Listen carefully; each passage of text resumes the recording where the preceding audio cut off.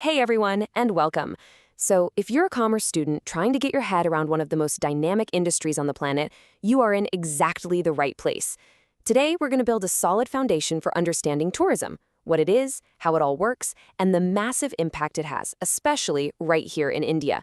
Okay, let's dive right in. Here's the game plan for our explainer today. We're going to start with the basics, a simple definition. Then, we'll start taking apart the tourism product, looking at its different types and all its essential pieces. After that, we'll try to get inside the mind of the tourists themselves. Then we'll zoom out to see the big forces that shape the industry, focus in on what's happening in India, and finally, we'll look at the supply chain that actually makes all of this possible. All right, let's start at the very beginning. What do we actually mean when we say tourism? Because, it's a whole lot more than just packing a suitcase and heading off somewhere new. The really important word to grab onto here is temporary. This isn't about moving for a new job or studying in another country for years. It's about a short-term trip. But, and this is crucial, tourism isn't just the act of traveling. It's the entire ecosystem that springs up to support that traveler. We're talking about the hotels they sleep in, the restaurants where they eat, the local guides they might hire, and all the transport they use. It's really the complete package of experiences and services. Now, this is a fascinating concept. Tourism as an invisible export. Think about it like this. When a tech company in India sells software to a client in America, that's an export, right? Well, in the same way, when a tourist from America comes to India and spends their dollars on a hotel room, on food, or on souvenirs, India is earning foreign currency. We haven't physically shipped a box of anything, but we've exported an experience. And that money, that foreign exchange, goes directly into boosting our national income. And this is where the real magic happens. It's called the multiplier effect, and it's one of the most powerful forces in tourism. A tourist's money doesn't just stop at the hotel. No way. That hotel uses the cash to pay its staff. That's what we call a direct job. But it also buys vegetables from a local farmer and maybe some handicrafts from a local artisan. And those are indirect jobs. But it doesn't stop there. The hotel staff, the farmer, and the artisan then take their earnings and spend them at the local grocery store, the cinema, or the tea stall. That single rupee from the tourist gets spent and then respent again, multiplying its value and breathing life into the entire local economy. It's how one person's holiday can actually help pay for a local child's education. Okay, so we've got a handle on what tourism is and why it's so vital for the economy. Now let's deconstruct the tourism product. What is it that we're actually selling to people? So in India, we can pretty much group tourism into four main categories, and each one is driven by a totally different motivation. You've got heritage tourism, which is all about connecting with history at incredible sites like Hampi. Then there's adventure tourism, which is huge in places like Rishikesh for anyone looking for a thrill. Then you have MICE, and that stands for meetings, incentives, conferences, and exhibitions. Now, don't overlook this one. It is a huge deal. It means packed hotels, booming business for caterers and transport services. It's a really high-spend category, and it's absolutely essential for cities. And finally, there's wellness and ecotourism in beautiful, calm places like the Kerala backwaters, which is all about recharging and traveling responsibly. So it doesn't matter which type of tourism it is. Any successful destination has to have these 5 key ingredients, the 5 A's. First, you need an attraction, the thing that makes people want to visit. Then, accessibility, how do they get there? Once they're there, they need accommodation, a place to stay, and amenities, the support systems like banks and hospitals. And finally, you need activities, stuff for them to do. Just think about it for a second. You could have the most breathtaking ancient temple in the world, a top-tier attraction. But if there aren't any decent roads to get there or clean hotels to stay in, it's just never going to become a real tourist hub. A destination is only ever as strong as its weakest A. Okay, so we've talked a lot about the industry side of things. Now let's switch gears and focus on the most important person in this whole equation, the tourist. Who are they, and what really makes them tick? Plog's model is great because it gives us two clear opposites. On one side, you have the allocentric tourist. This is your classic adventurer. On the other side, you have the psychocentric tourist, who really craves familiarity and comfort. Understanding these two types is so important for businesses.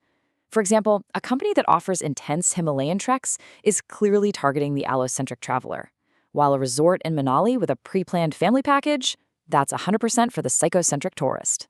Now, Cohen's model looks at it from its slightly different angle, focusing more on how independent a traveler is. It's a spectrum, really. It goes from the organized mass tourist who is on a super structured tour, kind of living in a tourist bubble, all the way over to the drifter. Think of a backpacker in Gokarna who just wants to live like a local and avoids all the typical touristy spots. So, why do we even travel in the first place? Well, it all boils down to these two forces: push and pull factors. Push factors are all internal. It's the stress from your job pushing you to take a vacation. Pull factors are external. They're the qualities of a destination that pull you towards it. Maybe it's the beautiful beaches of Goa, the history of Delhi, or a huge event like the IPL. So remember, the push creates the desire to go somewhere. The pull decides where you're going to go. All right, let's zoom out for a minute. The tourism industry doesn't just exist on its own. It's constantly being pushed and pulled by these massive external forces. And each one of these plays a huge part. The economy is the base layer. When people have more money to spend, they travel more. It's that simple. And globally, when the rupee is weaker, it makes India a super attractive and affordable place for foreigners. Technology has completely changed the game. Online booking, UPI payments, social media, they've transformed how we plan and experience travel. Then you have social changes, like the shift to smaller, nuclear families, which often means more shorter weekend trips instead of one long vacation. Demographics are huge too.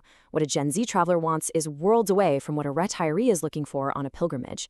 And finally, political stability. This one is non-negotiable. You need clear visa rules and a reputation for being a safe country to attract anyone from abroad. So with all that in mind, let's bring our focus back home and look at the amazing story of the Indian tourism industry, especially over the last few years. There are really three things fueling this incredible boom. First, religious tourism has just exploded. We're not just talking about old-school pilgrimages. Entire tourism ecosystems are being built around places like Ayodhya and Kashi, drawing in millions and transforming local economies. Second, there's been a massive push in infrastructure. Schemes like Udaan are connecting smaller towns and cities in a way we've never seen before. And third, our digital transformation. The fact that almost everyone has access to UPI and Google Maps has made traveling and spending money unbelievably easy and seamless.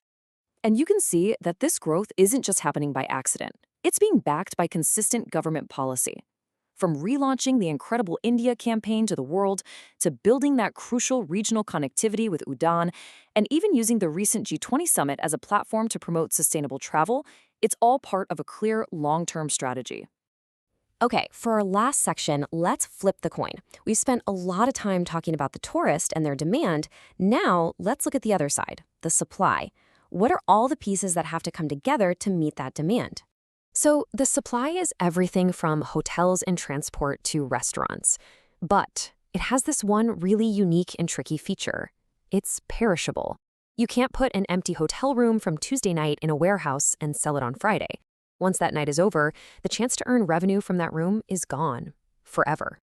This puts constant pressure on businesses. It's why you see airlines and hotels using what's called dynamic pricing. They'll slash prices at the last minute to fill an empty seat or room. Because earning something is way better than earning nothing at all. And this supply side is built up in layers, like a cake. At the very bottom, you have the natural resources, the beaches, the mountains, the forests. Then, on top of that, you build the infrastructure, the roads, the power lines. Then comes the superstructure. That's your hotels and restaurants. But the actual experience is delivered by the human resources, the people who work there. And that final delicious flavor on top, that comes from our cultural resources, like festivals, music, and of course, iconic food like Hyderabadi biryani. All of these layers have to work together perfectly.